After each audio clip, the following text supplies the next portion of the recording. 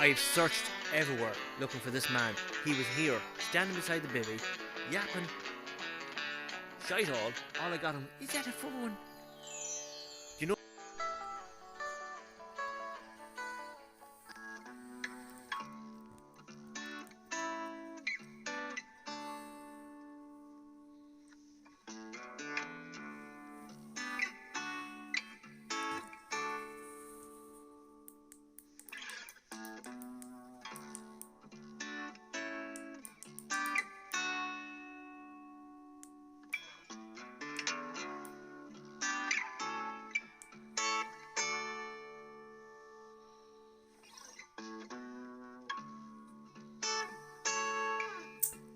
Tell you what,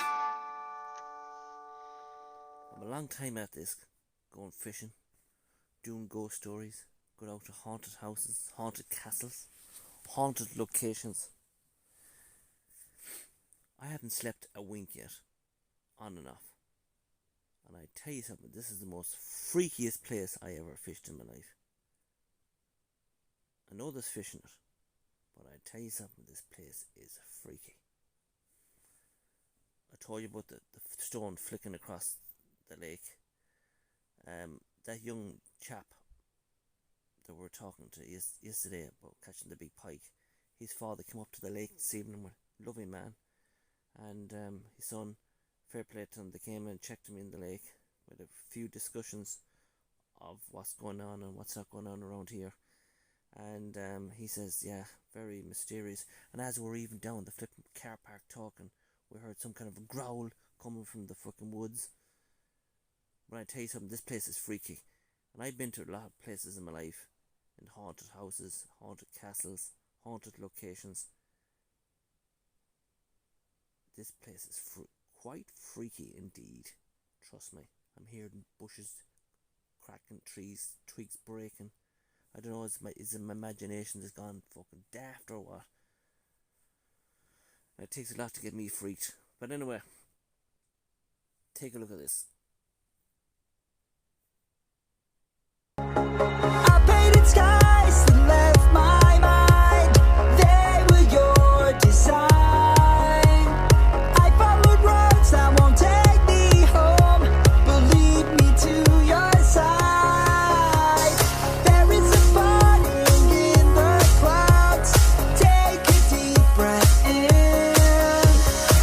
and step out from among those crowds. Let the feeling of realization.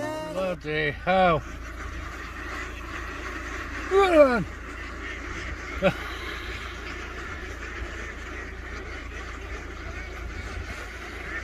I'm not putting my rods in there. I'll get mullered. Jesus, have you ever seen so many ducks? Imagine dropping your line in that middle of that water there. Oh my days. You get mullered. Eesh, 240,000 ducks. How do? Yeah, I'm on a syndicate lake, not too far from where I live. Nothing big in. Right, that's Carpy Chris on YouTube. If you like a bit of crack, a bit of banter, a bit of carp fishing, a bit of fishing, even a bit of ghost fishing, or ghost hunting, sorry, get over to Carpy Chris on YouTube. And do the thing, yeah, do the thing, ooh, do the thing. Right, I'm going to try and do the thing by getting some sleep. I told you this fucking place is freaky. Fucking hell, I hear twigs breaking and cracking and everything. I'm not going to get sleep here tonight, I'm telling you. Fucking hell. Good morning. Well, we'll talk about tonight in a few minutes. Let's talk about the fishing first. Every lake has their own way of feeding, and the pike in this lake, well, like every other lake, the pike did not come out to feed at night time. We got a few beeps.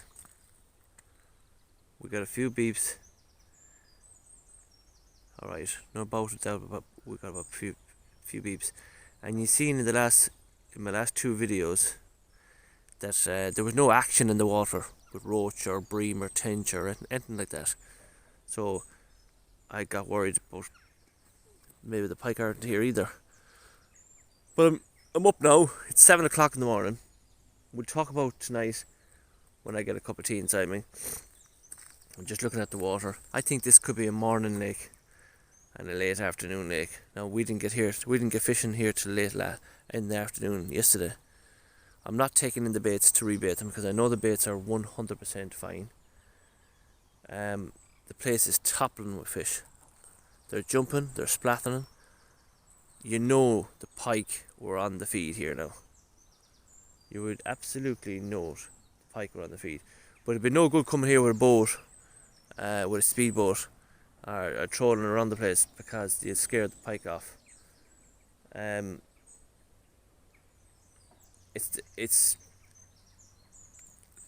We have to hope that the pike chase the roach or the bream or tench, whatever is out here feeding at the moment, that they happen to go across where our area is, where our dead baits are, because they're toppling everywhere. The pike are starting to attack them. You can see an odd splash. So I'm going to turn on the camera and I'm going to be quiet and let's see, can we watch some of it ourselves on the camera, and then we'll go back and put on the kettle and I'll talk to you what happened last night. Just keep the fingers crossed that one of the rods rip off. Right, let's turn on the camera so you can see what I'm seeing.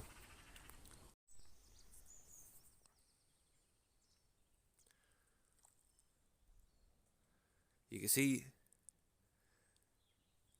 the fish are moving, and where the fish are moving, the pike will follow.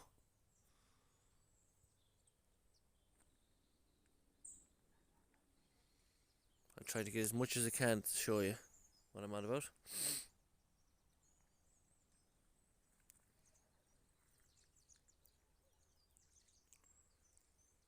And it's good to see them toppling over here because that's where our baits are. There's two baits out here. There's one out there. They're toppling everywhere. Absolutely everywhere.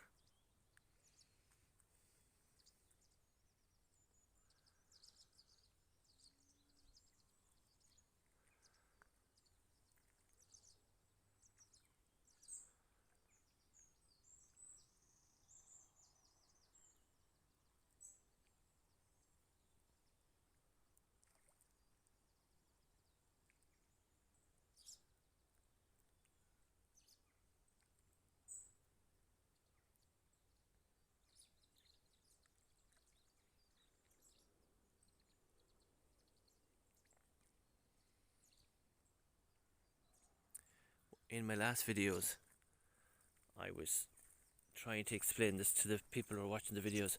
I did not see this action at all in any of the other videos of fish going on their spasms, like what you're seeing here at the moment.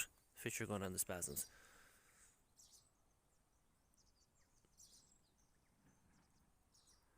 And this is what I wanted to see, because it usually gets the pike going as well.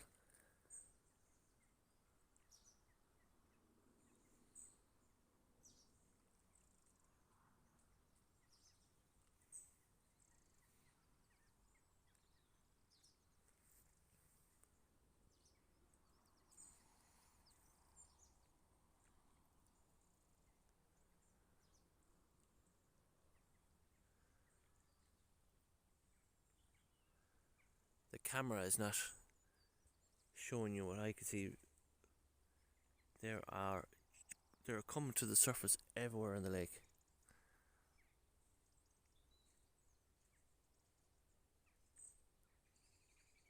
There's loads of fish in this lake, like bream. I said that these are roach, perch. They're toppling everywhere.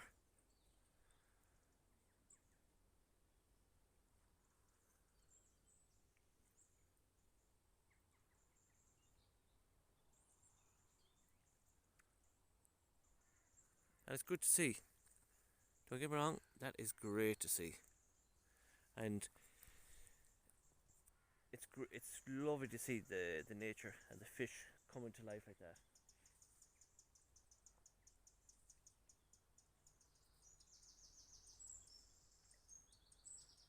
That was a big fish over the side.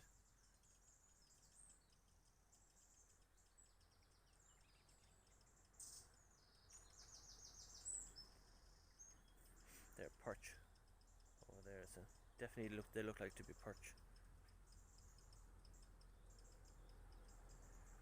Oh, wait till I tell you about last night. Jesus. We'll take a walk down another bit here and then we'll come back. Last night. Oh. As I said, let's leave that to the next clip of the video. I will talk about last night in a few minutes. I'm just sad that I can't deliver the fish to you to show you some pike. But that's just the way it is. See what's going on in these fucking woods. I'll explain what's going on here.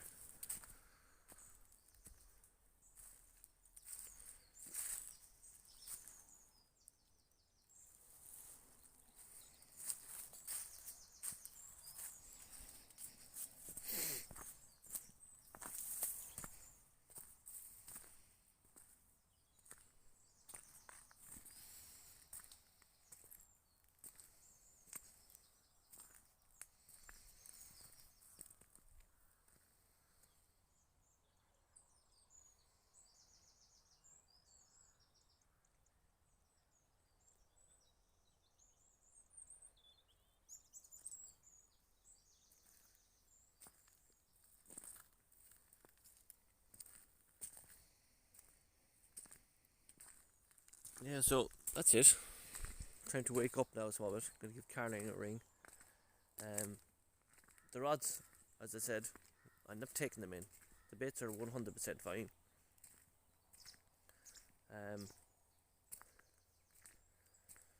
That's what I do. Is some anglers love taking the baits out and taking them back in and redoing them. Yeah, I just like to leave them out.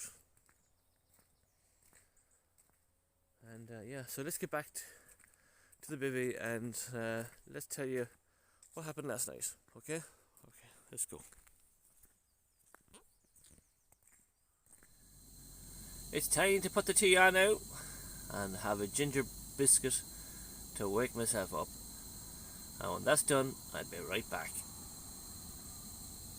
Looking forward to this cup of tea. Woo! Right, so we're on day 2. It is 7:10 in the morning.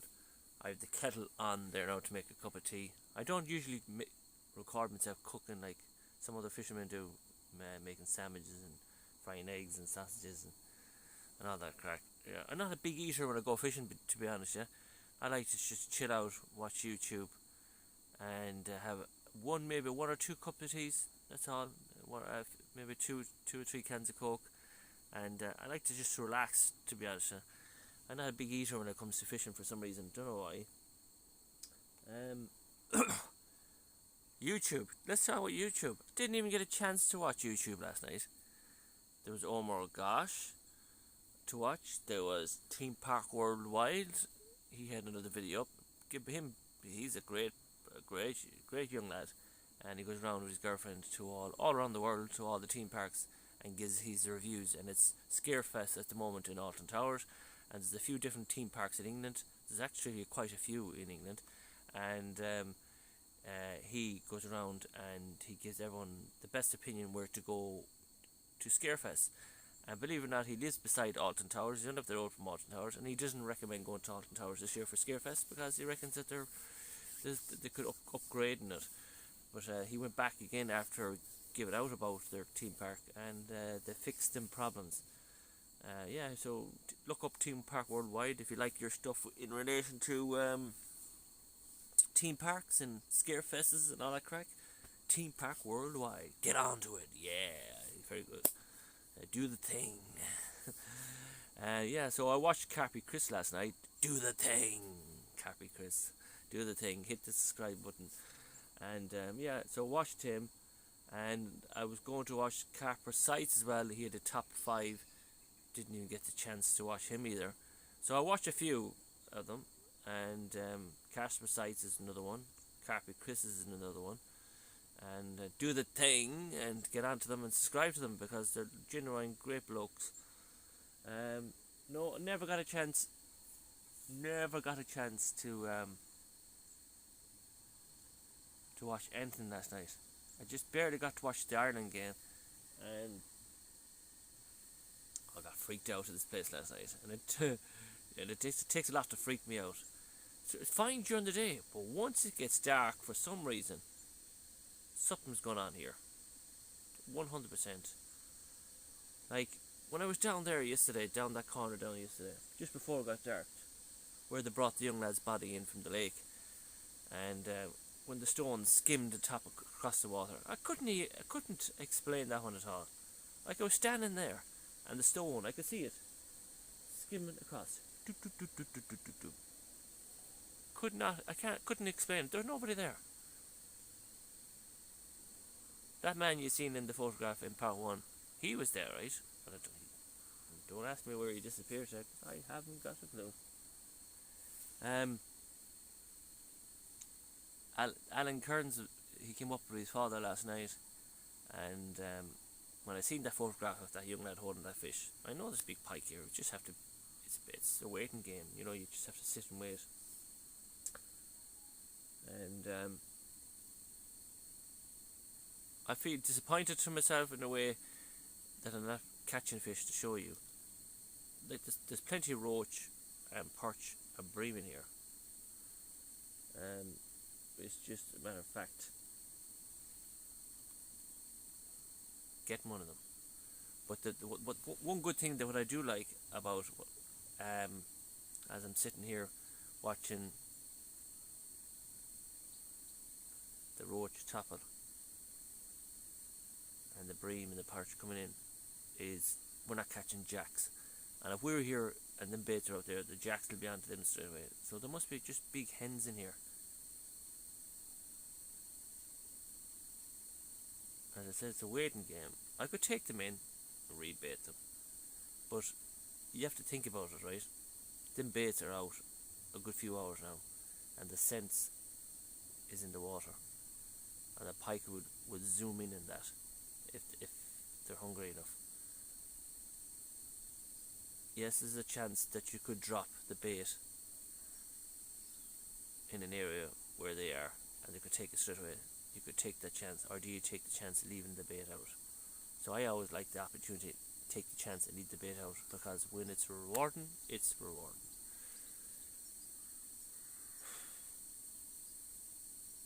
But I'm going to turn around the camera now, and you're going to watch the lake while I make my cup of tea. Nothing much boring you watching someone making a cup of tea. So you can see it in there. The kettle's boiling in there. And I'm going to turn around the camera and you can watch the lake while I make my cup of tea, and then we'll switch it around and we'll have a genuine chat and see what happens. I think Alan Kearns is coming down today, I think, for now gander. So I'll get him on the camera and he can talk about the experience, how he caught the pike. Yeah, he might. He's one of them type of lads. He really, you know when you're out and you meet someone, you know what, that lad's a genuine good person, and this lad is a good person. A genuine good lad. Yeah. So yeah, that's the story, Rory. When you love to see one of them rods rip off now to finish the video, wouldn't you? I would love it. Absolutely love it. But our next trip, I know, won't be we won't be fishing until November. I don't know if am I going to go do a Halloween video or not. I might do one. I might go out and find somewhere. I think Dale and Alex are coming up over the Halloween, and I might take them to a haunted house and we'll do a ghost hunt somewhere. We'll see what stories. As I says, I'm in hospital next week, so I have to get a scan done and a few bits and pieces done to myself. So let's get that bit over, and if everything is okay and we get the all clear and all the crack, then I'll be happy out. I'll be happy minded upstairs, and I know everything is okay. Then I'll go out and do it. Yeah, so let me make my cup of tea and you can watch the lake. Okay, so let's do that now. Let's do the thing. Right, so you can watch that there. They're the rods out there, and let's drop this small bit more so you can see it.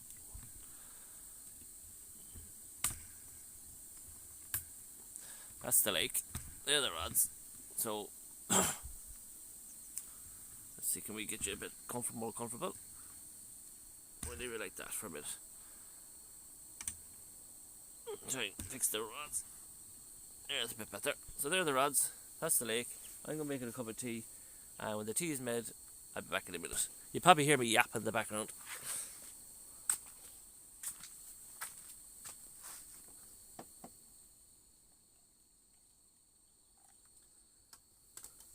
As I said, I'm not a big tea person. I don't drink tea, but I may have a cup of tea in the morning, and might have one in the evening. Might, it's a big might.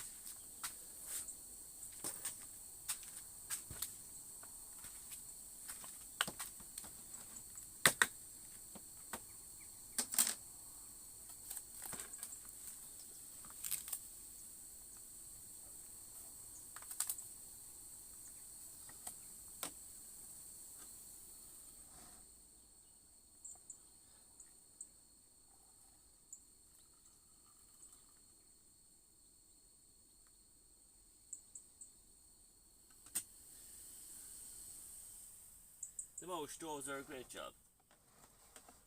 They're a mighty old job, the mouse stoves. So I'm just making no tea now.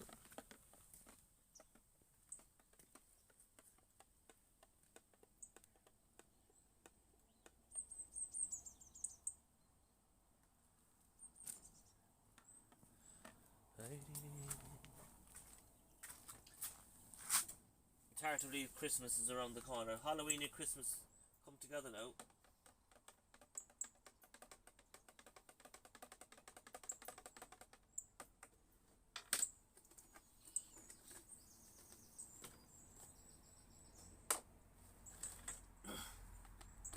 The last time I made myself a cup of tea, I forgot to put in the water.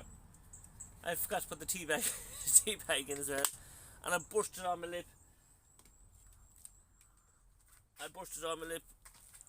And I had a blister in my mouth for about a month afterwards. Oh Lord! And that's a true fact. I'll tell you that story now when I turn around the camera. Aye, small cup of tea, number 3. Right.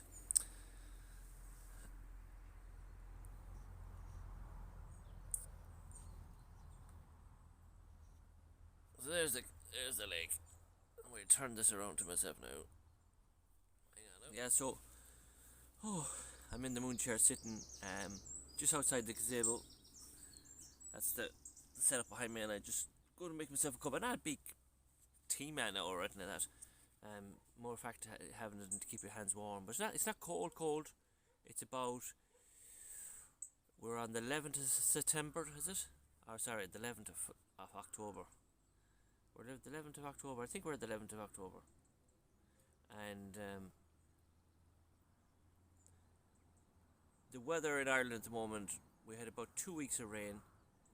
This is the first week the temperatures are starting to drop. And I'm going to tell you now, the temperatures are going to start to get very, very cold. The time is changing very soon now. You're going to get foggy mornings. You're going to get...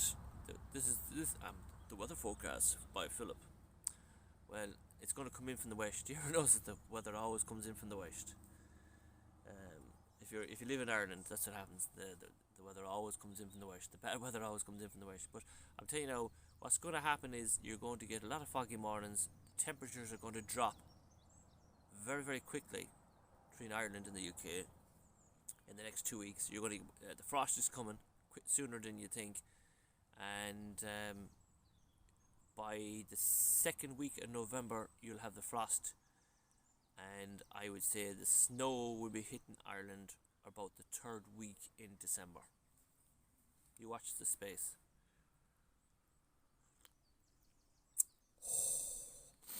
The 3rd week of December. Will we get a white Christmas? A possibility. We could get it this year. We could get snow. And lots of it. Yeah, lots and lots of it. It's beginning to look a lot like Christmas. And you know what? Halloween and Christmas, we do our shopping, myself and Caroline, we do the shopping every Thursday.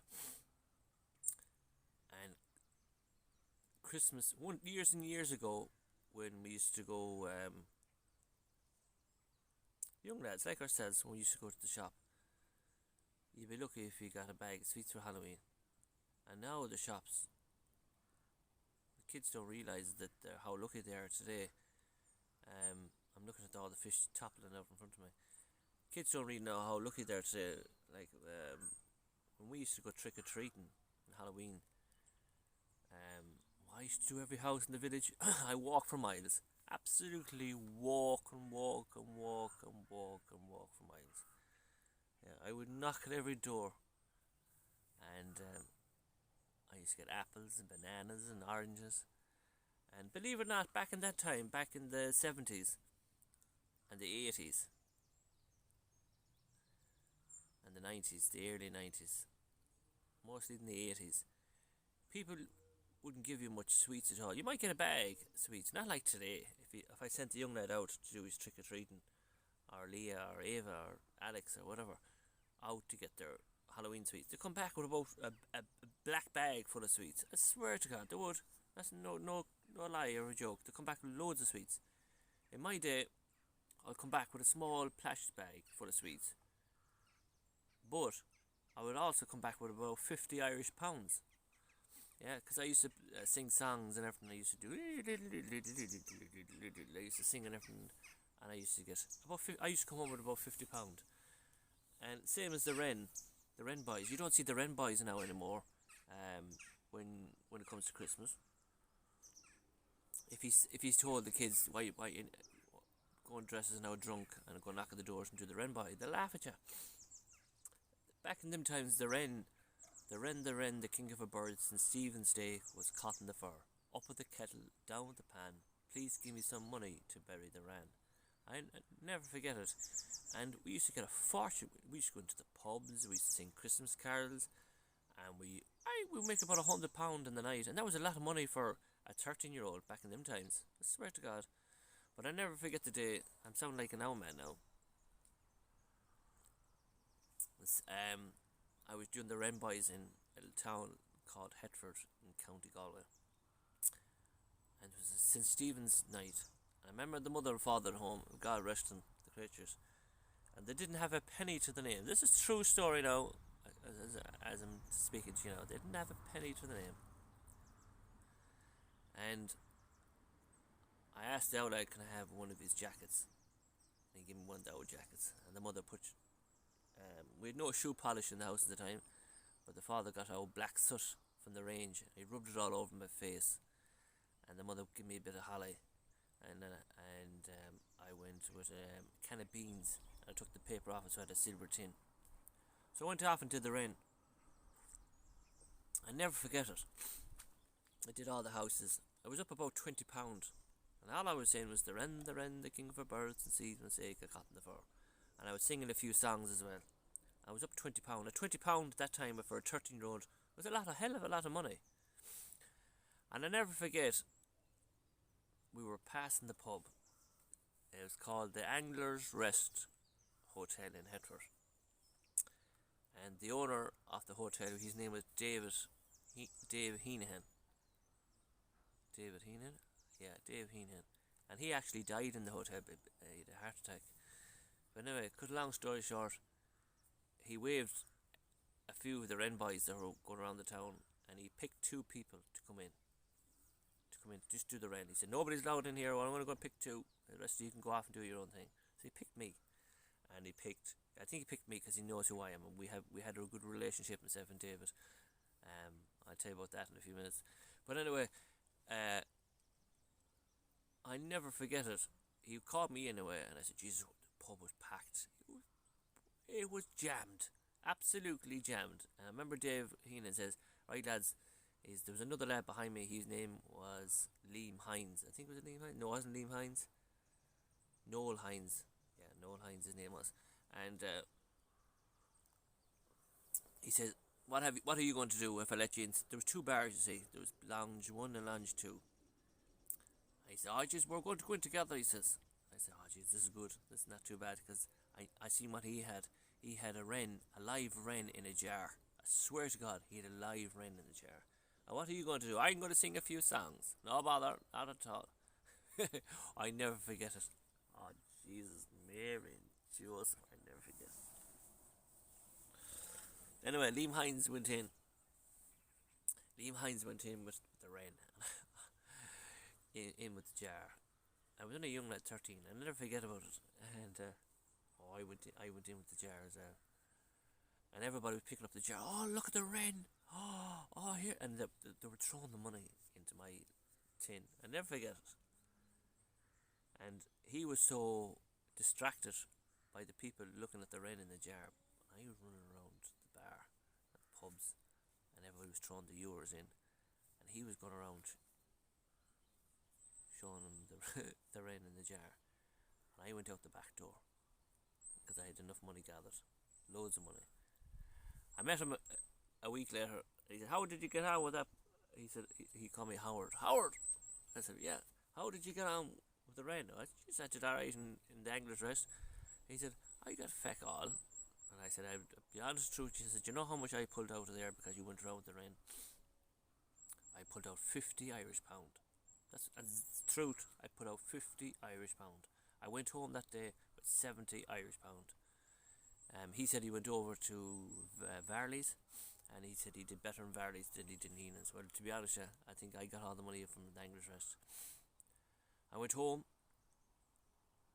and I said to the mother, I kept the £20 myself, and I counted out the £50 notes.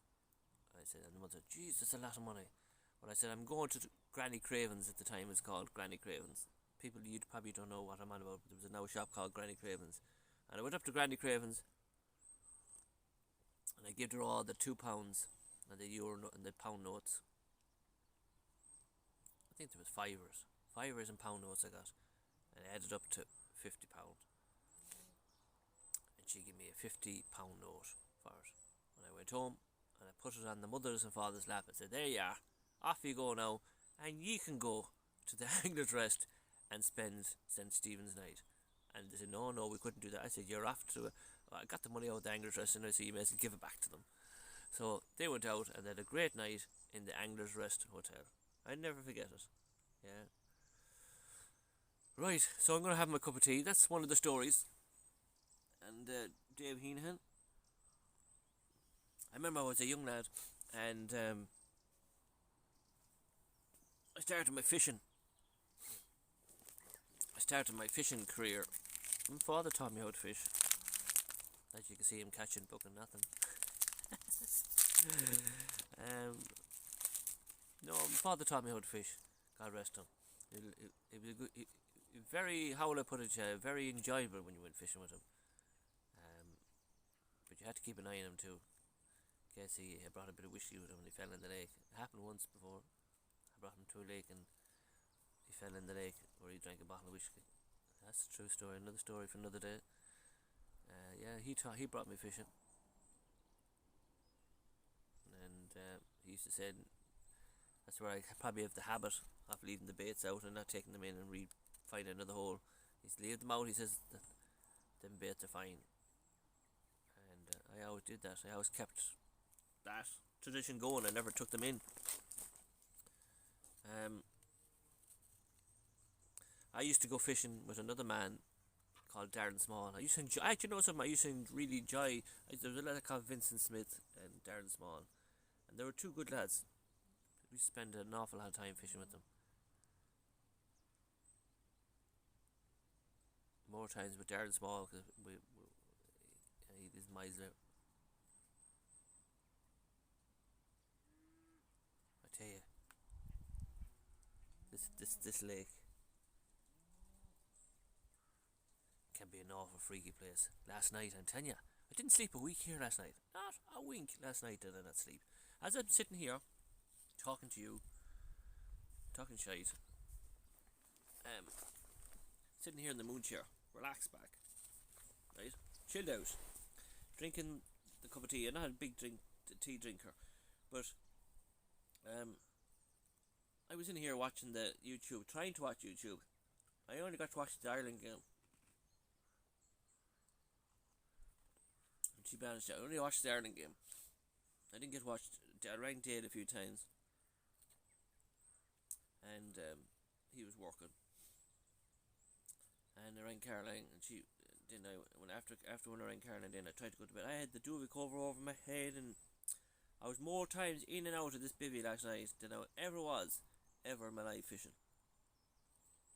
I know there was a bit of antisocial behaviour going on up in the car park, and they were playing their loud music, but they didn't know I was here. Trust me, they didn't have a clue that I was here. I walked up a few times with torches, and when people seen the torches, they bugger off. But after a while, I got fed up. I didn't want to do any more walking up because I was trying to get sleep. I fell asleep about 4:30.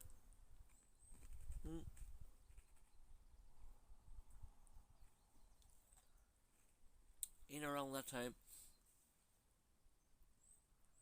and the noises you're hearing in the woods. I know I was talking to Carpy Chris last night as well. He rang me. He works night times, delivering medicine around the UK. And he said, "Are you sure they're not young lads in the bushes trying to frighten you?" No, not at all. This was a lot different. The atmosphere here last night changed as soon as that stone skimmed across the lake there. And I do a lot of paranormal stuff in my own time. And once that stone skimmed across the lake over there, the atmosphere completely changed in the lake. I don't know, it was my own imagination that was going wild, but there's something very, very weary going on in this lake. Carpy Chris was saying, take out your spirit box, your dice rods. I should have went live here last night. Done a live stream.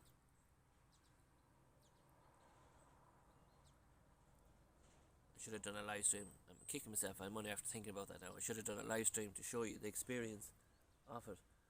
Because when you're doing a live stream, you can interact with the folks at home, and you know you're not alone. But you see, you just have to go to sleep. You know what I mean?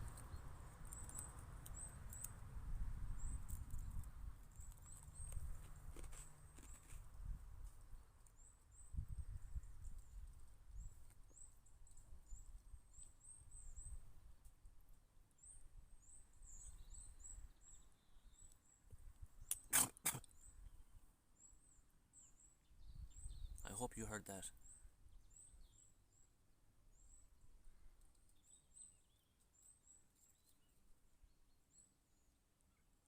I hope you heard that. Footsteps. And there's nobody there.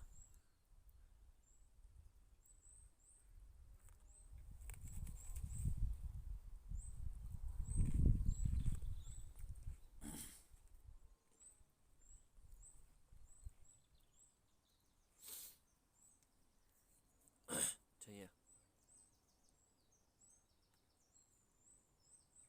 something awful off about this lake.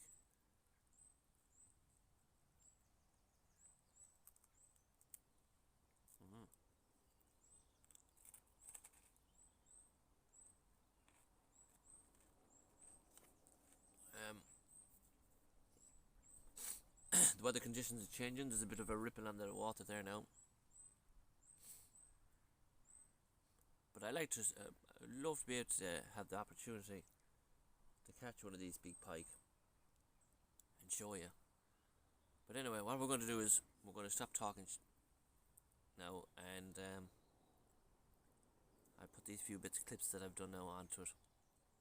And if that young lad comes, we'll interview him, put him on the video, and he can talk about the experience catching the pike down the far side.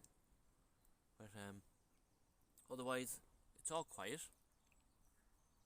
I would have thought we would have caught a pike by now. This is the morning. If you were in the farmer's lock, one of the rods would have ripped off by now. Yep.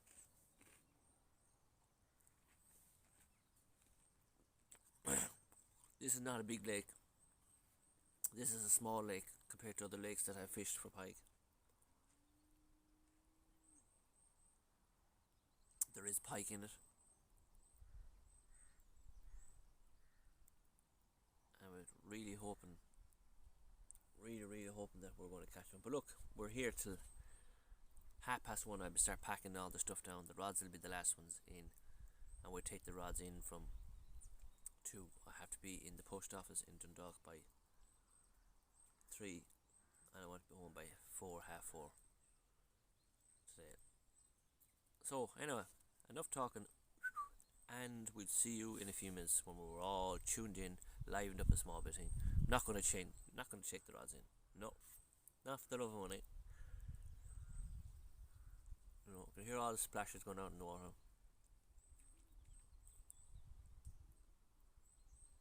Right, see you in a few minutes. Just after getting a second beep on the left rod, it went. It was a good beep. This time it went beep beep beep beep beep beep beep beep. The left rod there, and I looked out in the water again to see if there was any fish diving out there, and there was no fish diving out there. So it's a fish, but will he come back and take the bait? That's the closest I've got. I was just sitting here in the bed, in the chair, like that, sitting around, watching the time, because I'll start taking the stuff out from 11:30. I'll start taking the stuff down. Don't worry, it's not over yet. I just after putting on this new jacket. Karen got me this jacket here for fishing. She got it for my birthday there during the summer. I have the bottoms in the car as well. It's kind of a suit. It's a two-in-one suit for the winter. I got it for 120 euros in Angling Direct in the UK. It's a lovely jacket, well padded, lovely different types of pockets. A lovely warm jacket. I have the bottoms as well. It's like a suit, but I just actually put this on for one reason, because in the last 20 minutes it's gone absolutely freezing. And I was just talking about the weather there a couple of minutes ago. Freezing, absolutely. It would freeze the monkey nuts out here. So that's the bivvy. We're outside it now, and all that'll be stripped down in. I think it's 10 o'clock now. So roughly anywhere between. We'll probably lie down for about a half an hour before the beep wind down. That's what I usually do. No beeps. So you're gonna we'll walk up around here for a few minutes, having a quick chat. But no, all quiet, all very quiet. I was just talking to Caroline at the phone, and making sure that she remind me to don't forget to go to the bank and the post office on the way home. So we'll do them things. I told her I'd be home about 4:30 time. I put the fishing gear back into the shed, and time you've showered and cleaned up, sure it'll be dark again. You know what I mean? So yeah, don't get me wrong, it's a lovely wee place to come to. I hope the young lad comes down when we interview him, and he can talk about his experience about catching the fish.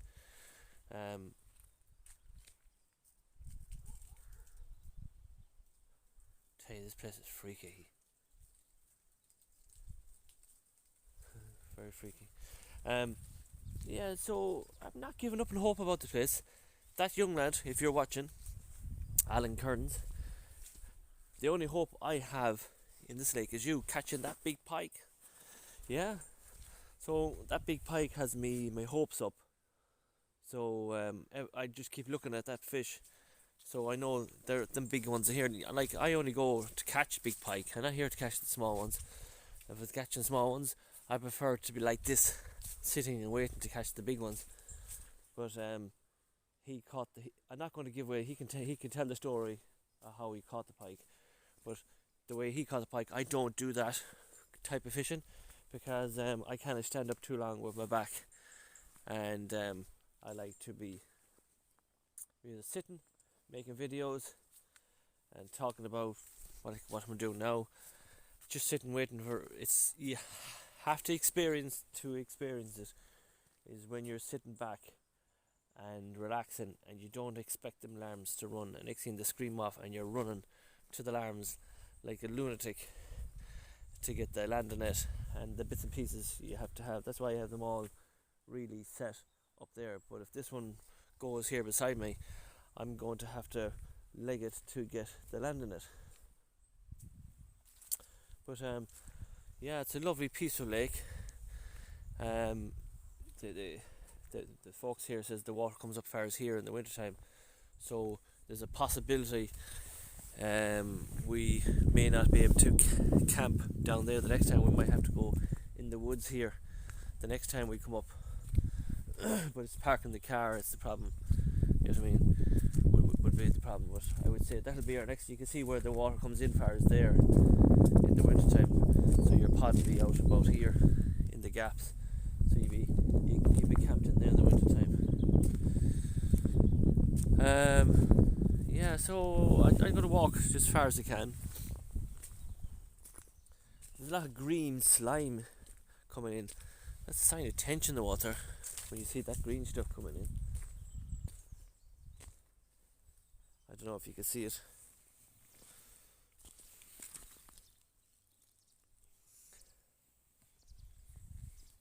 Yeah, it's like a green slime, and the only time I ever seen green slime like that was in a tench lake. I seen a load of what you call cradefish. This lake is alive with cradefish, live of them. There's loads of them, loads and loads and loads. Cradefish. There's a place here where people walk up and down here. Look. Let's check this out. Oh, jeez, look at this. So you can park your car here. Look. So we're sussing it all out here now. So you could park your car here. You could park your car here. And you could park your car here, and you could actually camp down there for the next trip. A good one. Yeah, so we'll suss that out in a minute. Yeah, so you could actually park your car here in the winter time. You know, when you come in, if the water's high, you could park your car here in tight here and bring your stuff down here.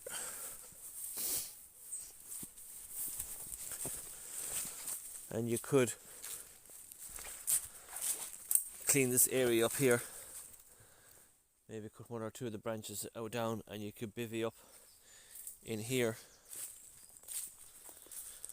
Yeah, I said bivvy in this area here, so you could, and the car would be just there.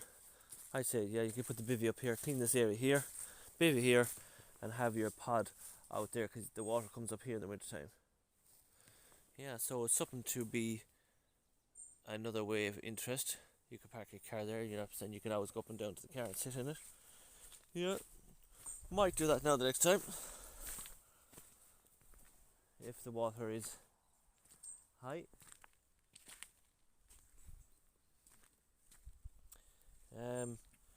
But it does look to be a very interesting lake. I did try to explain to Carpy that these lakes that I fish for pike, I like to go to the lakes to have the chance to catch that big pike. There's loads of fishing videos out there, people catching pike and all that crack. I'm a different type of an angler. I'm not pushed of a catch or not. It's more about the enjoyment of getting out there and sussing out what you're going to do next.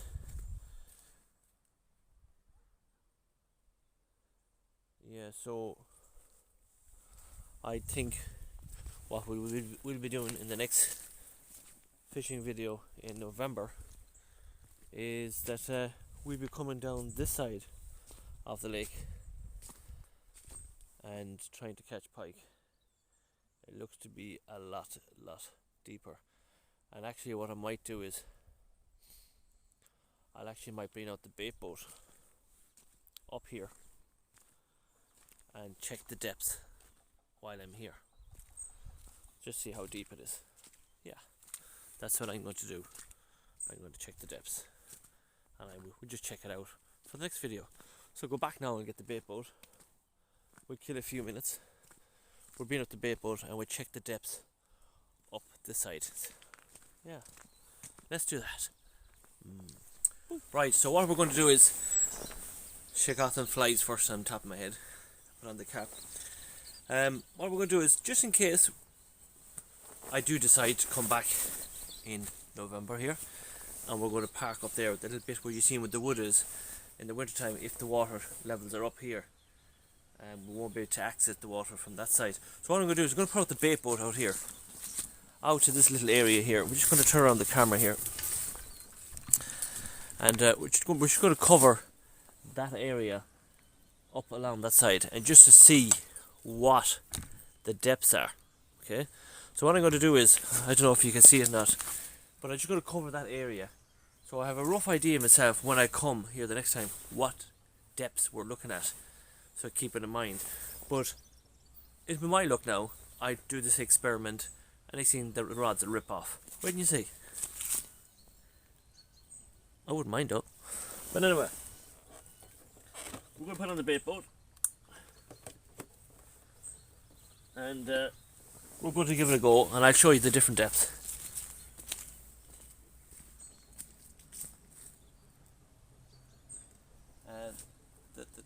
The third rod is just beside me anyway, and yes, I'm about 200 yards, maybe more, away from the other rods, but look, I'm just taking the chance.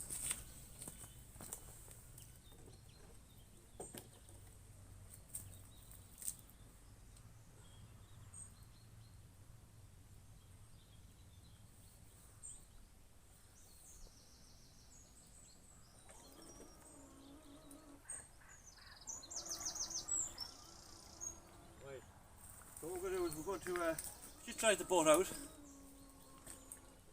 and we're just going to save the home point. All batteries are all charged. And what I want to do is, I just want to check the depths of this area, just in case the next time I come and decide to go into the woods. Yes, the woods this time. Let's just check out the depths. So we're just going to save it. So it beeped and let us know that the location is saved. Right, so what I want to do is, I don't want to freak out the swans or anything. So what I want to do is, temperatures of the water at the moment today are 11 degrees. So we're just going to check out different depths of the lake. Sorry, so let's decide we'll go over here to the right hand side and just check the depth.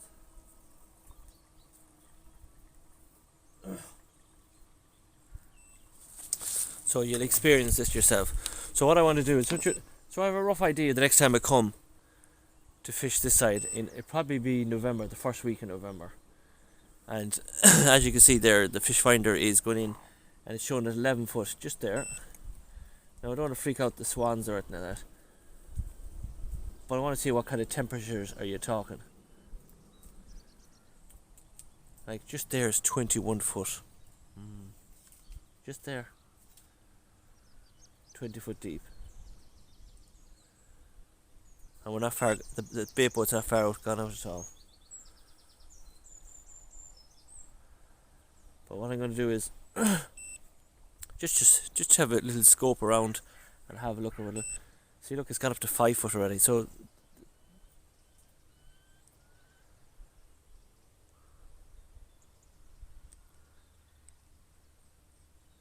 I just want to do the area, see what kind of area we were looking at.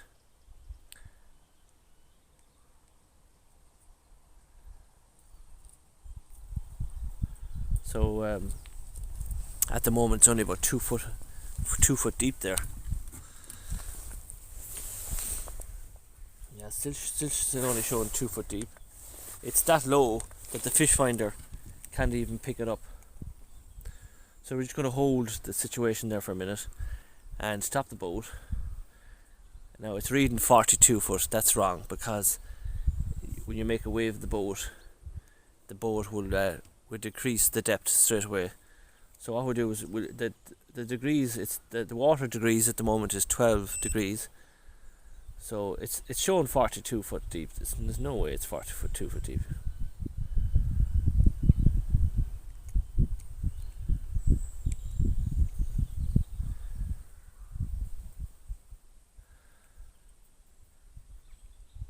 It's showing it's 44 foot deep just there.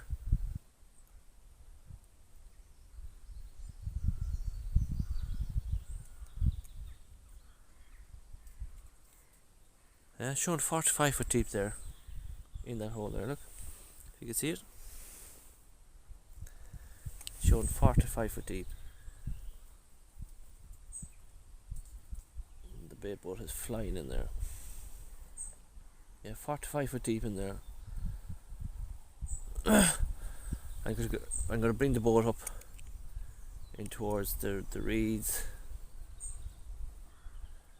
and then it goes up to 17 foot. So there's a big hole there. 16 foot. It's showing different.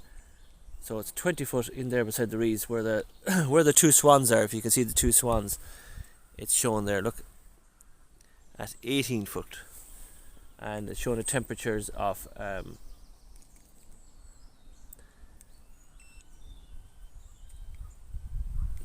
showing temperatures of water temperatures of 12 degrees.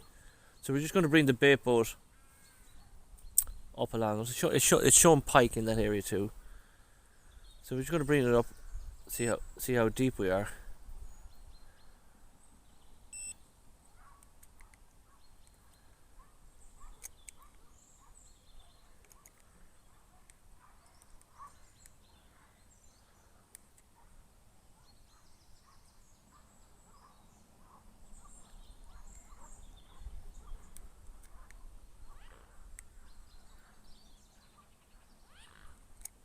So it's showing 30 foot, if you can see it.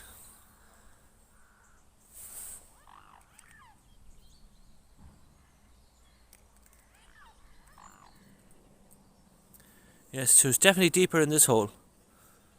100% deeper in this area.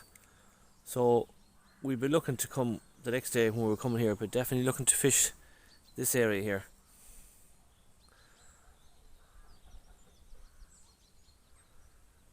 So we're just going to go further out of field this time and see what kind of areas. So there's a few holes there, 20 to 30 foot deep. Let's go further afield out now and see it goes up. So you have to be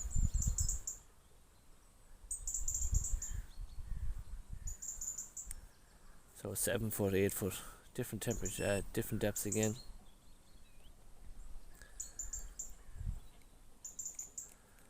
We're going to go further out this time and see how far we get. So yeah, definitely different depths. I'm going to mess with this for a few minutes,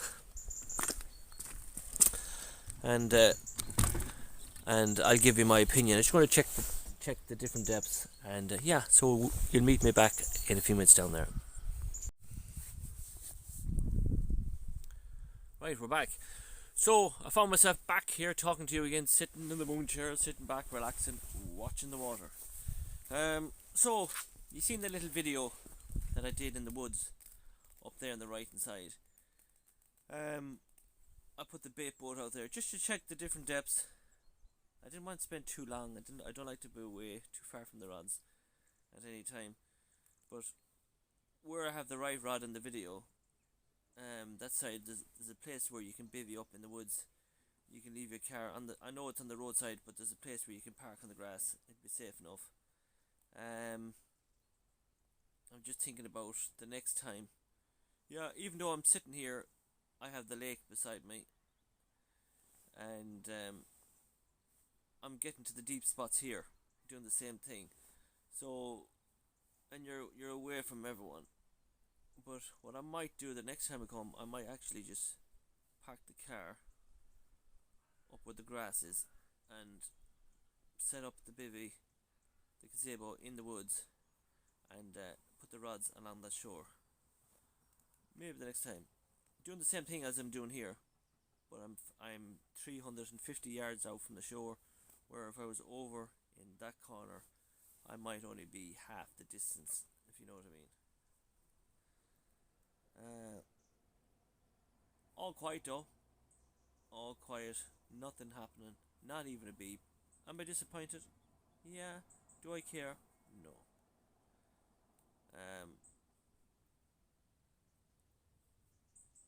We're just on the hunt for the big pike. That's all. There's loads of jacks there.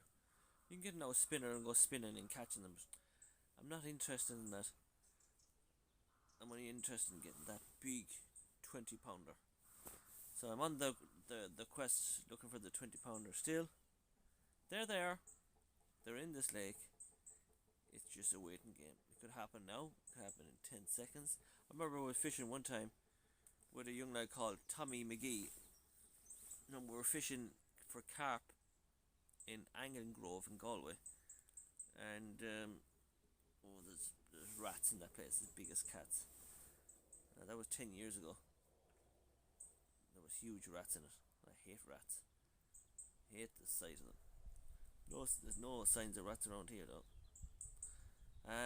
Because there's no anglers throwing rubbish around the lake. Yeah, Tommy McGee. We were in the Anglin Grove and we were sitting in the cars with an awful wet, cold night in Galway. And we didn't have the setups like we have now. Jeez, no, we had a cheapo Aldi flipping tents and we were freezing. But I remember we were in the car and we had the receivers up on top of the dash. And I said, Tommy, watch. I'm going to go 5, 4, 3, 2, 1 and the alarm is going to go off. Things you do when you're trying to kill the time. And I went 5, 4, 3, 2, 1 and I went beep. So the great times we had back them times. Or if someone was asleep in the chair like that, waiting for the run, and you go and pull the line and they go running out and half asleep, running out to the rods and they're striking it and there's no fish there at all. Yeah, we've done all them. But I'm one of them type anglers. I love just chilling out and relaxing, taking it all in. See, I don't smoke and I don't drink or any of that crack. And a lot of anglers out there that are going fishing do smoke and do that shite and do the drink. And no, I'm not into any of that crack. I'm into the nature side of it. The swans and looking at the wild geese when they come in October, November. And just looking at all the nature. And as I said, it's a bonus if you catch a pike. And I know the pike are here. They're 100% here, but it's just the waiting game for them. You know what I mean? There's I did see last night in the water them cradlefish with the big claws in them. Loads of them. And I don't know, is that a good sign for a lake? If you're a fisherman watching this, and you know them cradles that go around with the two like claws in them, and they go around the lake. But they're big enough. They're about that size, and some of them are about that size, and some are that size. But I've seen a few that size. And because this lake here is a very, very clean crystal water lake, and the people of the surrounding areas drink this water, and they bath and wash and shower themselves. And I'm surprised there haven't been people here swimming already, because yesterday I never seen the likes before. Loads and loads and loads of people coming here swimming. Couldn't understand it. And the local says, so this is where all the locals, they come here every day swimming. And he said even if it's snowing, they still come here swimming. So it's pretty like the Cocoon Lake. Remember the Cocoon video film we used to watch years ago, where all the old people used to go into the swimming pool and make themselves younger? That's what this lake reminds me of, all the old folks. Yeah. But then we're back to the fishing. Yeah, the cradlefish. So I've seen loads of cradlefish in the water, and they had big claws going like that. There was loads of them. So I don't know, is that a good sign for fishing, or is it a bad sign for fishing? Is it high in protein for the pike? Is it good for the fishing? But I know there's perch here, I've seen them. I know there's tench here, and I know there's bream here, and I know there's roach here, and I know there's pike here, because I've seen them. And it's just a waiting game to catch the pike. And I pray to God that we do get one to show you guys. And but someday on one of these videos we will catch it. But I'm not looking for the small jacks. I'm looking for the big one, half the size of a rod. You know what I mean? I'm looking for the big, huge hen. That's what I want. That's what I want. It's a waiting game.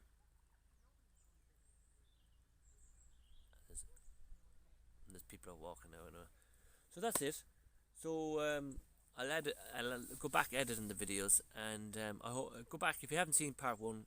Go back and watch it, and you'll see what I experienced here coming into the night time as well. So far, no pike in day 2. So hopefully before 1 o'clock it may or may not change. But if it doesn't, what harm? We'll always look forward to November, don't we? So anyway, see you in a few minutes, guys, okay? Right, I just bobbed back. I wasn't going to bob back at all until near the end, but that left rod is only after getting a touch. But the first thing that I look is, have we got any swans or anything over there? But there's a big bird over there at the moment. The rod did scream off. It went beep, beep, beep, beep, beep. I don't know, was it a pike that was sniffing at the bait? But the first thing I always look to see, is there any swans out there or anything like that? But I did see a bird coming up. Let's see, can we find him?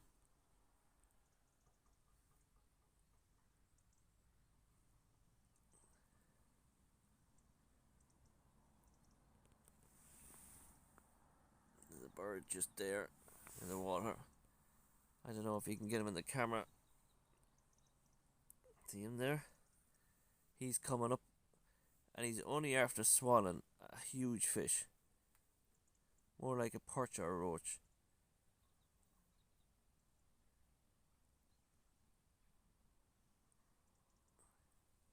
See him flying off? He's only after swallowing a huge fish. A huge fish. But the red rod did tingle. It went beep, beep, beep, beep, beep, beep. Thought I was going to get a run. Usually what happens if a pike was taking your bait, usually if a pike was going to take your bait, it'll go beep, beep, beep, beep, beep, beep, beep, beep, and then it'll rip off in a couple of seconds later. But I'm so used to swans and birds swimming into your line, so I just happened to look out roughly where the area was off that bait, and that big old bird was swallowing fish out in the middle of the lake. It looked like he was swallowing a roach or a perch. It was a big fish, and then he buggered off. Now, don't know was he swimming into that line, but that line would have been right at the bottom by now, because it's there for 9 hours on the ground. Would be well on the bottom of the bed. There's no possible way that he would have caught that line unless he was at the bait. But if he was at the bait and he swallowed it, that you would have screamed off by now. So it could be a pike, and that's why you have the camera on the alarm in case it rips off. The bobbin did go up. The bobbin went up a good bit. It did go up. And that was the first bit of action that I seen. So I don't know now, was it a bird? Was it that bird that triggered it off? That was swallowing the roach out in the lake? Or was it genuine a pike that was attacking it? The bobbin did rise up. So, stay tuned. More than likely it's going to be, nope, nothing came off it. Right, so that's the only thing that happened. The bobbin, the red alarm, the left rod, and that's a pink bream, believe it or not, popped up the bottom. So, is it a pike? Or was it that fish swimming through your line? Or the bird? Don't know. But the bobbin did rise. It pulled about 3 inches of line. So possibility it could be a fish. I definitely think if it was a pike, it would have ripped off by now. So we're just going to sit and watch it for the next few minutes. Alright, just a quick update. I'm just watching this bird here. He's doing a lot of diving, so you can be focusing on him. Diving around there. The swans are there. Beautiful, beautiful place. The red rod got a little beep. Then a couple of minutes later, the blue rod got a beep. And that's all that has happened so far. So, I'm going to turn on the camera. And we'll try to do this way. So, as I sit here, relax back and chill out, getting ready for the big wind down. All anglers hate packing up and to go get ready to go home, but it has to be done. But yeah, there's definitely something happening. Pike are starting to sniff the bait out. It takes them a while to sniff the bait out, but definitely we'll be back here for probably the second Tuesday in November. Let's hope that the video doesn't end this way. In a couple of minutes time, I'll be leaving the camera over the pod just to record it, and just in case the run happens. I like to record the run if it's going to happen. No, nothing so far. 99% sure that the left rod, the red rod, was going to scream off there. The way it went beep beep beep beep beep beep, and the bottom went up, and then it went down, and then it stopped. Full sure that pike was going to take it a couple of seconds later. But no, whatever happened then, the blue rod got the same beep. He went beep beep beep beep beep beep beep, and stopped. Now, not saying is the pike. It could be the crayfish out there too attacking your bait. I soon know when I take them in at 2 o'clock. Are they all chopped up from the crayfish eating them? Possibility they could, but that's why they're popped up off the bottom, and to stop them from doing that. But that's it. I'm hearing footsteps again. Tell you. But that's it. We're going to walk around and stretch the legs. We'll do one more walk. Actually, we'll do the walk together. And I'll put on my cap. We'll do the last walk. There's a little walk. You can just walk around the corner here and come out at the bushes over here. It's only a few minutes. Just going to put the receiver in my pocket. 1 second now. Just going to put it in my pocket here. Right. Receiver in my pocket. And we're just going to walk. Small walk. And then I'm going to set the pod over here just like this. And we'll get ready for the big wind down, because I have to pack all that stuff and open up the boot and pack everything away.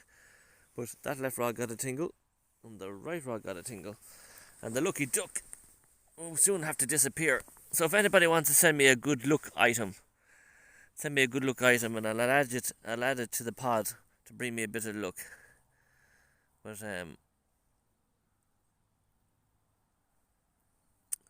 that flipping duck, I have him for years. He'd be fired out. The next dog that'll come and he'll take it, because I have no luck since I put him on it. Well, that's the setup. A beautiful, beautiful lake. As it says, the left rod is out at 32 foot water. I'll show a picture up here on the screen, a map of it as well. And the right rod is out there as well at 32 foot water. And we'll go over and have a look off the next rod as well. So while we're here, take a look at the map. That's the map of the lake, and you'll see the ABC, and that's what the depths of the water are in 3 different locations. So the next time we come, I think I'm going to concentrate up there on the right hand side. I've seen perch here, I've seen roach here, I've seen bream here, I've seen tench, and I've seen pike. But I'm after the big hens. I'm hoping that one of them rip off. So we're going to turn around the camera, and we're going to take the last walk, and hopefully, please God, that will catch a pike. But if not, we just have to keep on the hunt for our first 20 pounder. So anyway, let's turn around the camera and yeah, we'll continue on the last bit of the journey. So we're going on the last bit of a journey. We're just taking a little walk. I like to stroll my legs. So I love to have the opportunity as well, just to get the recording. That's all my setup there. I have to take all that down now in a few minutes. So we're going on the last walk. I always put my rubbish in the bin as well. Bring home your stuff with you, I have to say. And that's my little table there for all my bits and pieces as well. So we're on the last walk. It's looking like, again, that we're going to have no fish in this episode, but look.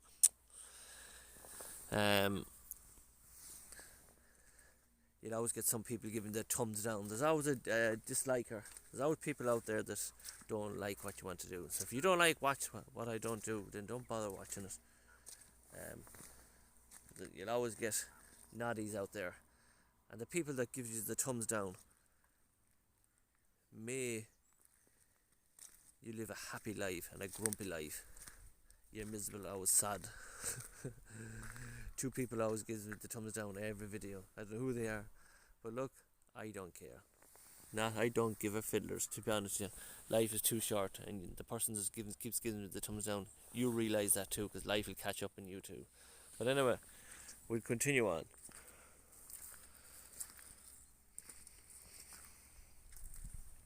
I'll show you the water. See how green it is. Lovely peaceful lake. But in the winter time, they say the water comes right up there to the road. But you still be able to fish at the far side.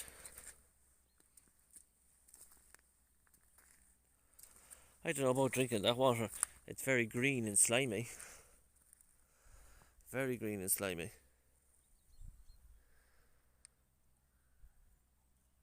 So we'll just take the last walk of the area.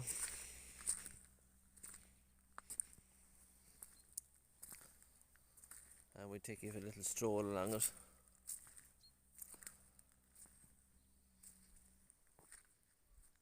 Can be disappointed though. I can't believe yesterday when we were here yesterday, all the amount of the old people that were coming up the road here, and they were togging out over there.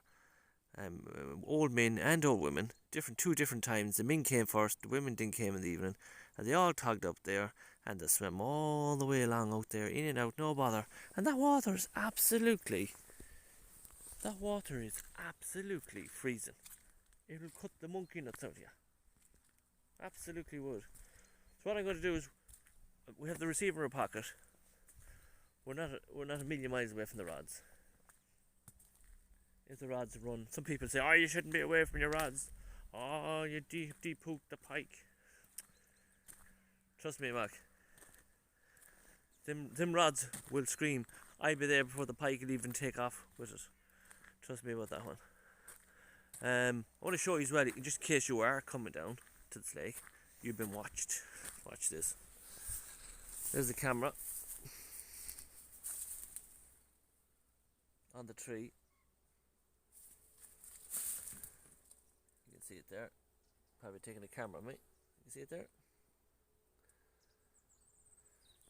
It's a good thing in a way, because it records all the cars that come in and out here doing their antisocial behaviour. They have their number plates or whatever. But we'll take a walk up here out onto the main road, and we'll make our way down to the swim.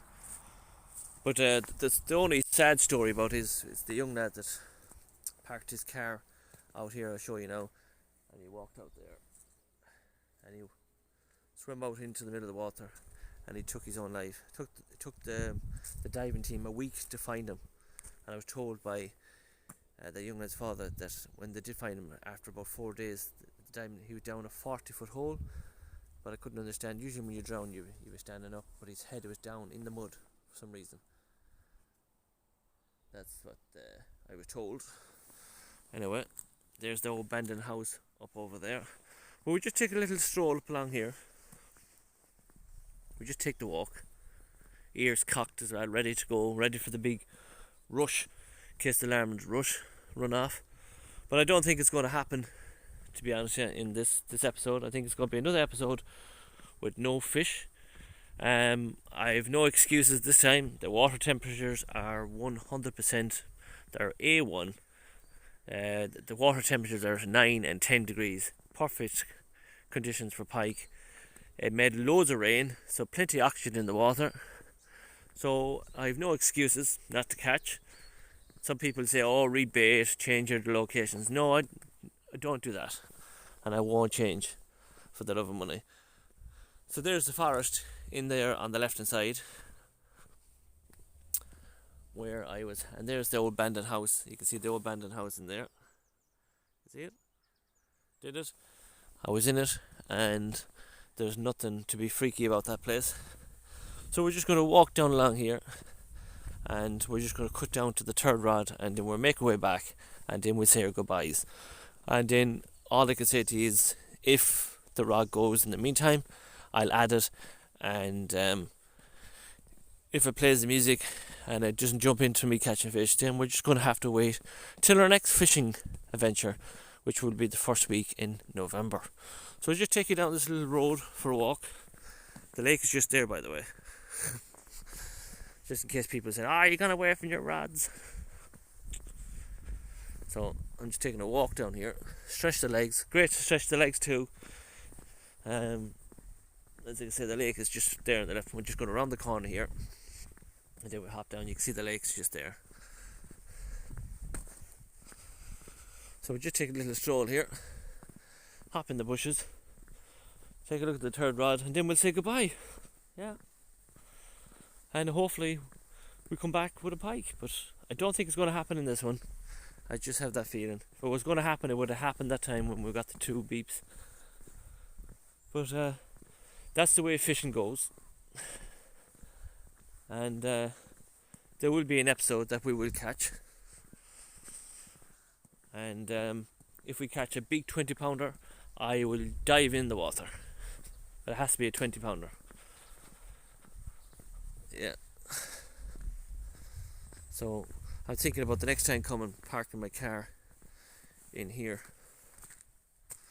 parking in tight, and I'm going to bivvy down there, and I'm going to fish this side of the lake, and I can sit in there, watch the traffic going up and down, and then come down like here and into your bivvy at night time. That's the plan of action. That's what I'm thinking of doing. So the lake, you can see where the bound of the lake comes up far as there in the winter time. So you still be able to fish here at winter time. You'll be able to put the bivvy here. There's no signs of water stains here, so you'll be able to camp in this area, and your pod will be just out here. So that's the plan of action for the next trip. And we're back onto the lake, and back onto it again. So there's the rod straight away. And there's the car over there. So we just kind of just walked in behind the woods. So that's it. And we're just going to tighten it up for the last time.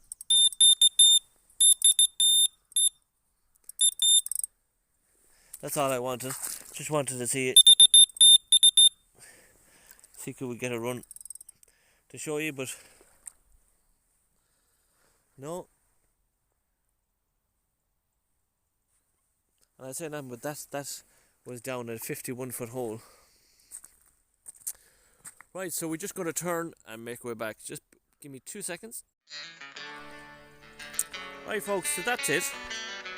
That's our episode of the old swimming hole. I hope you enjoyed it. Part 1 and part 2. Don't forgive me, give me a big double thumbs up. And if you don't like it, still give me a double thumbs up or down, whatever you want to do. I don't care. It's goodbye from me. It's goodbye from Caroline. It's goodbye from the old swimming hole and the creepy things that happen here at night time. That put shivers up your spine. Don't worry, I'll be back. I'll be back with a revengeance in November. So we'll see you in the next one. There's some rods going to me.